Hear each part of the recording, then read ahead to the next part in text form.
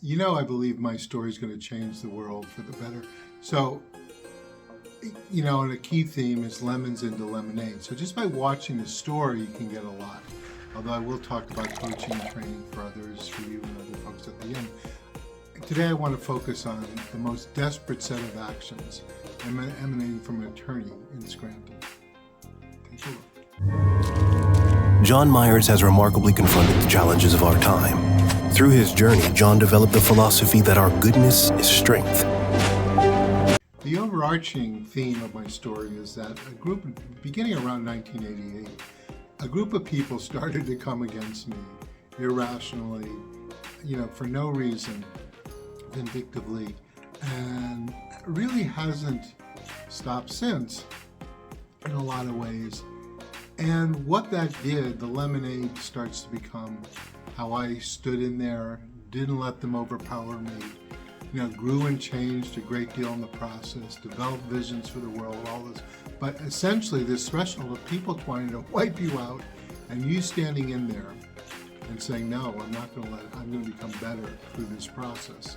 And today I want to focus on one piece where an attorney, Richard Bishop from Scranton, and a whole group of people, but Attorney Bishop's kind of catalyzed it in some ways, where my grandfather died in 1988 and there was a good sum, a relatively huge chunk of money. And what happened is these folks, my parents, my aunt and uncle, this is in Scranton, small town kind of feel, square blocks, all the offices near each other, they didn't do things totally, they did it inappropriately with the funds and all. And this guy, Bishop, of course, everybody's got their hang-ups in life. Nobody's perfect. But he saw this as an opportunity to kind of get a stranglehold on the group. And 35, and for whatever reason, as a subset of other issues, the group targeted me as if I was going to raise a fuss about it. I knew nothing about it. I was, living hundreds of miles away. It wasn't my, grandchildren. I was one of four, got, good, nice sums of money and this kind of thing at the time. So it wasn't really a concern, but their, I think, paranoia and desire to control meant, and an uncle who was the stockbroker and controlling funds, who was really even more extreme. They targeted me as if, I just think their fear ran amok initially and said, well, he's going to expose us or whatever, even though it wasn't my intention.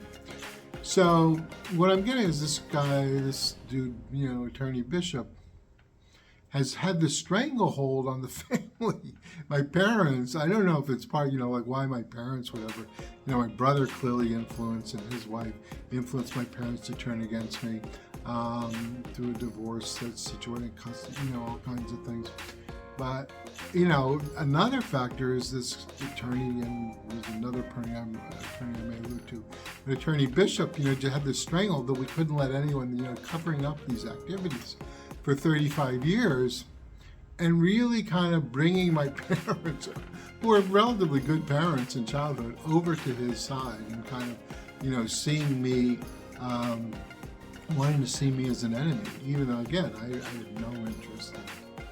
Surely at the time, it's only when they start doing more outrageous things directly towards me, my children, and, family, custody, all kinds of things. That's when I started to respond and say, wow, your cover-up is is an invasion of my life.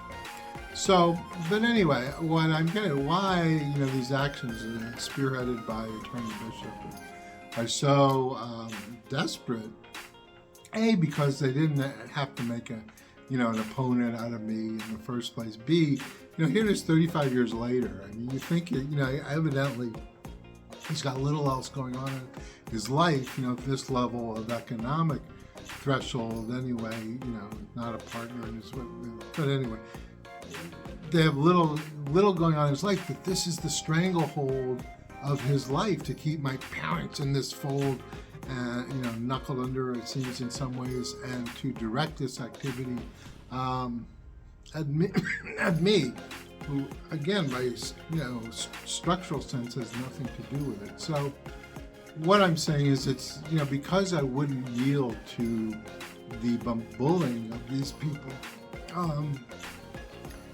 I just have grown great strengths and much stronger out of the process. And it's like, talk about growing pains, it can be very painful. The ultimate lemons into lemon.